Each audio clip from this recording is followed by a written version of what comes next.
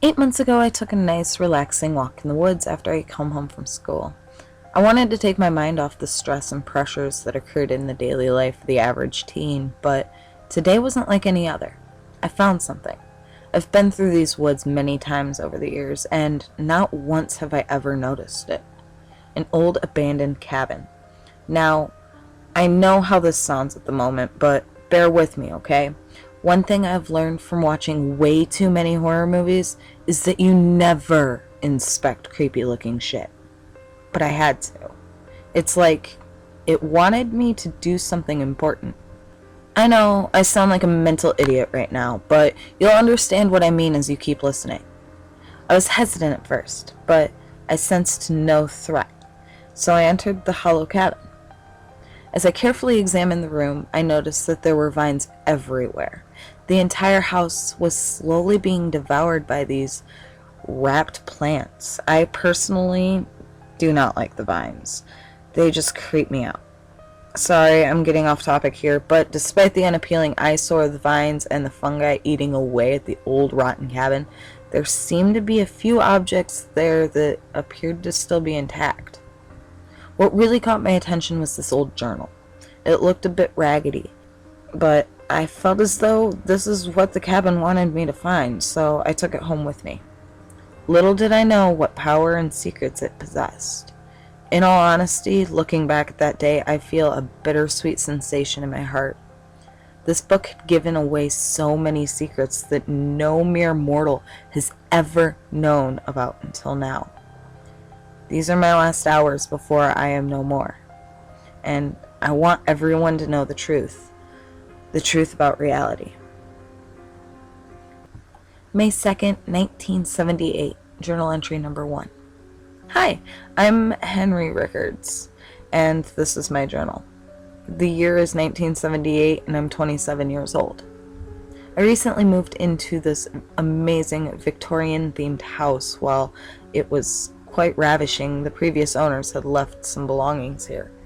The attic was boarded up, and my curiosity had gotten the best of me. With some help of some old college mates, I got them to help me clear the way, and boy were we shocked when we found what was up there. A fucking room full of mirrors. But get this, they were all painted black for some reason. That's some freaky shit if you ask me. My best bud Eddie had gotten a bad feeling from all of this and totally chickened out.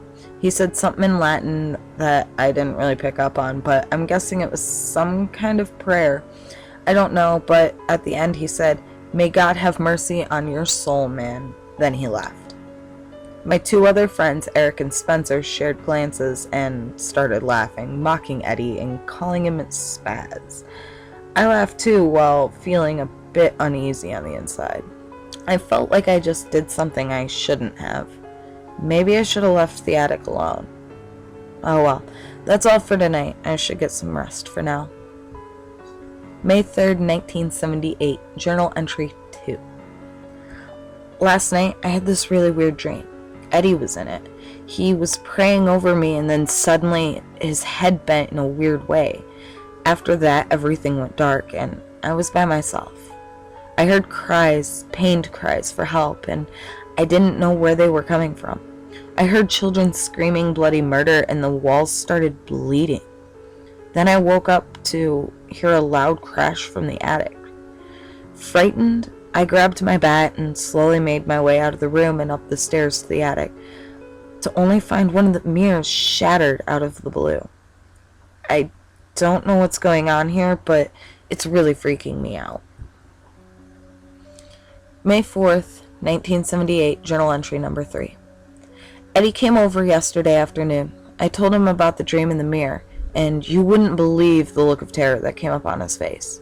He began to cry and fled the house, but I ran after him. I asked him what was wrong with my house, and he told me to come with him, somewhere safe. We went over to his parents' house, and he took me up to his old room that's now being used as an entertainment center. He got on the computer and explained everything to me. It turns out this belief that your reflection is not really what you think it is. Some believe mirrors are portals to alternate universes. Eddie believes that the dream and the mirror breaking was a warning for me to get the hell out of that house, but I just couldn't do it. All of my money is invested into that house. May 5th, 1978. That night I came back from Eddie's house, I had weird visions and even weirder dreams. I dreamt in my attic lay an entity of some sort. It was dark and it had a name. I didn't know what, but it spoke to me. It asked me to free it, but I told it no. Then I woke up to hear heavy footsteps in the attic. It's almost as if it sounded like an angry child stomping. I can't take this anymore. May 6th, 1978, Journal Entry 5. This morning, my girlfriend Yvette came over to see my new house, but she refused to come in. She just stared into space and told me I needed to get out of there now. I told her my situation and she wouldn't accept that excuse. She told me that there is a sinister entity here and that it's growing stronger and that it will possess and kill me unless I leave. I asked her, "Where do they live?" And she replied, "Within the mirrors." And with that, she forced me out of the house, but for some reason my skin felt like it was burning. I screamed and fought her, and she fled away from the house just like Eddie a few nights before. This house, there's nothing wrong with this house. This afternoon, Eddie, Eric, Spencer, and Yvette all came over to investigate my attic. Although the mirrors were painted black, they saw footprints on some and fingerprints on others. They asked if I had touched these mirrors, and I swore I didn't. Yvette tried to clean the prints, but they seemed to be inside the mirror. May 10th, 1978, Journal Entry 6.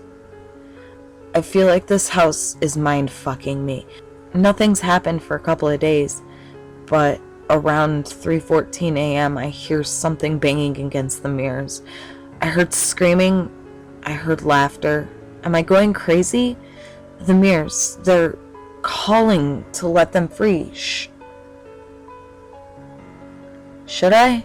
Maybe I'm just hallucinating. I'm very tired, so I'm gonna go take a nap. May 12th, 1978, Entry 7. Eddie's dead. Yvette's sick. She's been puking blood for days now, so she's been in the hospital, and Eric and Spencer are missing. What the fuck is happening? May 13th, 1978, Entry 8. I had a dream last night. Eddie came to me. He said that I have to stay away from Eric, Spencer, and Yvette if I truly love and care about them, or else they'll take them too. Who is they? My mind is so distorted, I don't even know what's real anymore, but I've done some research and they were right. There's things living in my mirrors. Trapped souls and spirits that shouldn't be down there. My only conclusion is to burn this house down. May 14th, 1978, Entry 9. This is my last entry. They got out. Yvette's, she died 2 nights ago. Spencer was found in the woods in the back of my house, hacked to pieces, and I'm the suspect. The cops, they found a bloody axe under my bed, but I didn't do it. And Eric is still MIA.